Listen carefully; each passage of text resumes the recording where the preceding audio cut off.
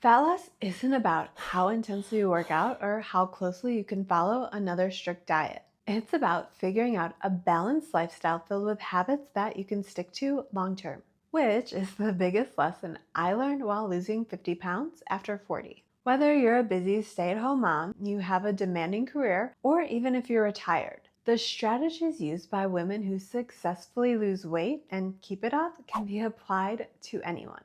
So in this video, I'll show you my 75, 15, 10 fat loss rule. This is a simple, proven approach that will help you establish the same sustainable lifestyle as the 5% of women who actually keep the weight off. Let's start with the most important part, which is where you need to focus 75% of your efforts, and that's what you put in your mouth. Even though all of that other stuff still plays a role, weight loss always comes down to a calorie deficit.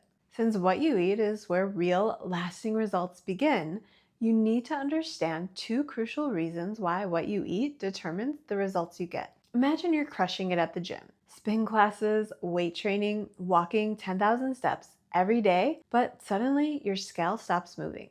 You're working harder than ever, but your stubborn scale will not budge. If your nutrition isn't dialed in, it doesn't matter how much you exercise, because all you're doing is fighting against your own progress. The harsh truth is, even just one bad meal can undo hours of exercise. But here's why everything changes when you focus 75% of your efforts on what you eat. Start by understanding that a single donut contains 300 calories, which is the same amount you'll burn during an intense 30-minute workout. So while it takes 30 minutes of really hard work to burn 300 calories, it only takes 30 seconds of temptation to plow through that 300-calorie donut. You can consume calories way faster than you burn them, which is the reason you will never out-exercise a fast fork, or even a slow one if you keep throwing down 300-calorie treats as a reward for all your hard work. The good news is, consistent fat loss over 40 isn't nearly as complicated as the diet industry wants you to believe.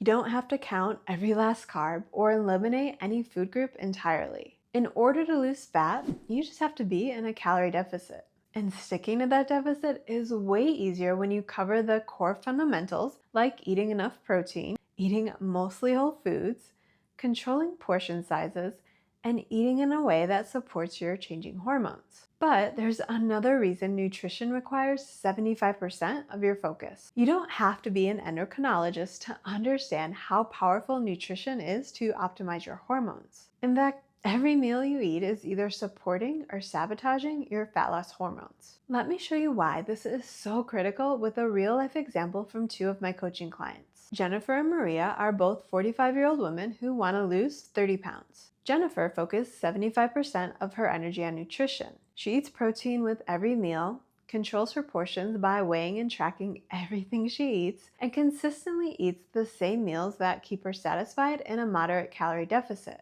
She consistently loses around 1 pound each week and has enough energy to keep up with her daily walks and her kids. Now let's look at Maria's approach. She spends most of her time planning workouts while leaving what she eats as an afterthought. Even though she exercises for 2 hours every day, she puts no thought into fueling these intense workouts. So she finds herself binging on whatever's quick and easy, because she just kicked her butt with all of the cardio.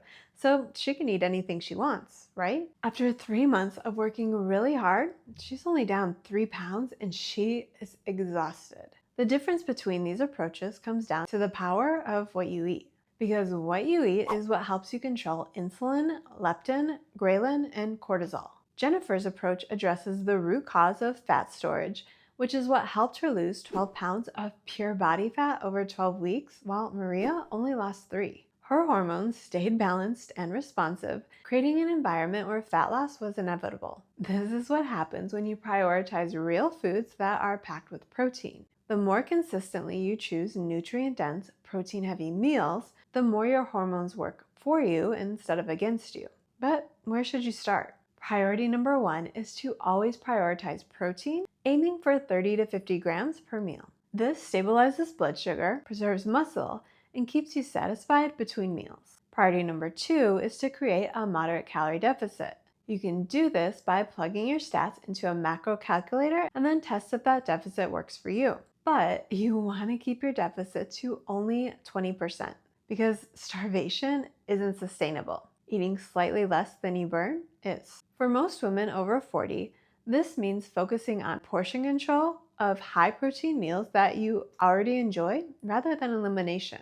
Priority number 3 is timing your carbs strategically. Don't wake up and have a banana, toast, cereal, or a bagel by itself for breakfast. Any naked carbs will spike your blood sugar, leaving you to deal with hunger and cravings for the rest of the day. Time carbs around your workouts or have them in meals after you've already eaten 30 to 50 grams of protein. While many experts suggest you eat carbs early in the day, my preference is to save most of my carbs for the late afternoon and dinner, since once I have a taste of all of those delicious carbs, I want them all. But also, carbs help your body move into an anabolic state, which is great for better sleep.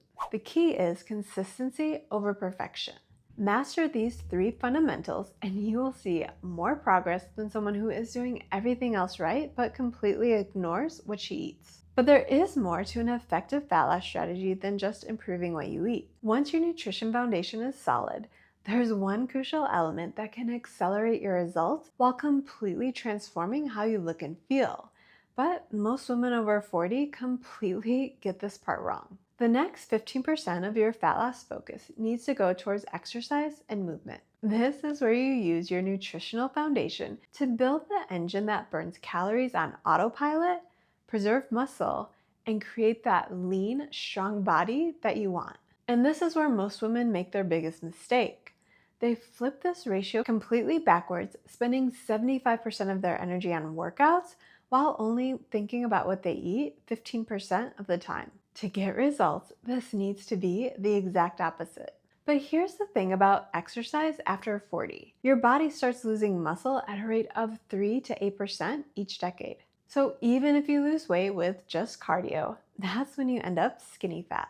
So yes, you are lighter, but you still look and feel soft and undefined. That's why sustainable fat loss isn't about working your butt off on cardio machines to burn as many calories as possible. That's where focusing on the right 15% makes all the difference. Your main exercise focus should be prioritizing building muscle and metabolic health, not just burning calories. Priority number 1 is strength training 2 to 3 times each week. And that doesn't mean wandering the weight section aimlessly for a few minutes a few times each week. You need to maximize your time by focusing on full body strength training during those 2 or 3 workouts. And before you say that you're just not into building muscle, this is a non-negotiable for women over 40. Because if you lose weight any other way, you're not just losing fat. 50% of your scale loss will be muscle, which means you're setting yourself up to regain every pound even faster than you lost it, since losing muscle slows your metabolism down.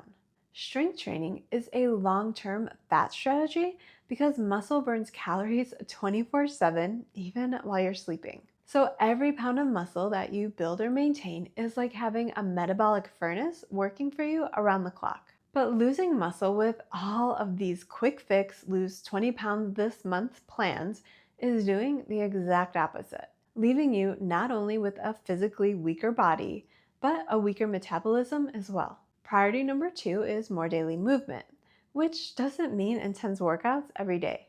All it means is daily walks, taking the stairs instead of the elevator, and parking further away. These small movements really do add up to significant calorie burn over time. Priority number 3 is cardio, but it has to be strategic, which doesn't mean you're spending hours running on the treadmill.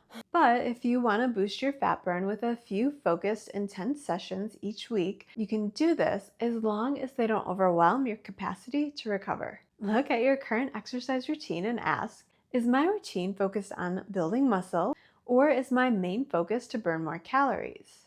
If it's to burn more calories, then you are missing the bigger picture and what actually works. If you're looking to put together a fat loss strategy that works, ask yourself, when can I add 2 full body strength training sessions each week? Do I have more energy in the morning, or am I willing to deal with a crowded gym after work since that's more convenient? And when is the best time of day to complete my walk? Should I aim for 15 minutes after meals, or will I be more consistent with one longer walk each morning? But remember, none of this is about perfection. It's about choosing exercise that give you the biggest metabolic return on your time investment.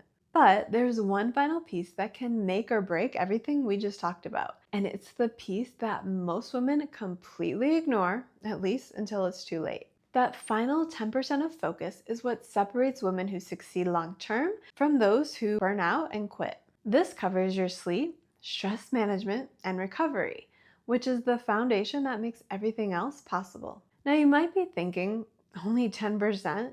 Isn't sleep and stress more important than that? Here's the truth.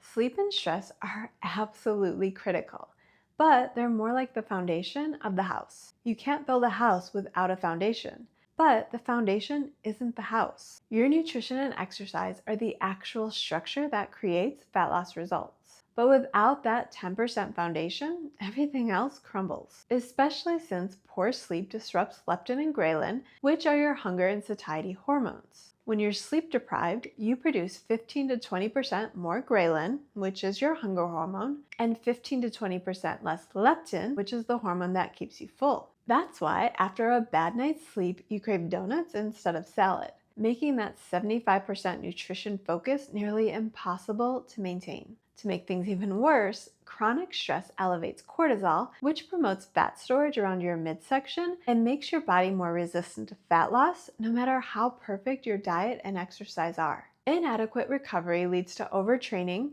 injury, and burnout, which sabotages your 15% exercise efforts. So in practice, this 10% includes prioritizing 7 to 9 hours of high quality sleep, managing stress through daily walks, meditation, or even just saying no to unnecessary commitments, taking rest days whenever your body needs them, and creating boundaries that protect your energy. The key is to view this 10% as the non-negotiable foundation that makes your 75% nutrition and 15% exercise actually sustainable. My 75-15-10 fat loss rule is a realistic approach to fat loss after 40, since this covers all of the big rocks you need to move daily in order to get results. Quit forcing strict diet rules that aren't sustainable. Build a lifestyle that not only gets results, but one that you actually like. When you put your energy where it has the biggest impact by mastering your nutrition first, supporting it with strategic exercise, and then protecting it all with adequate recovery, that's when you'll find yourself in the 5% of women who actually keep the weight off.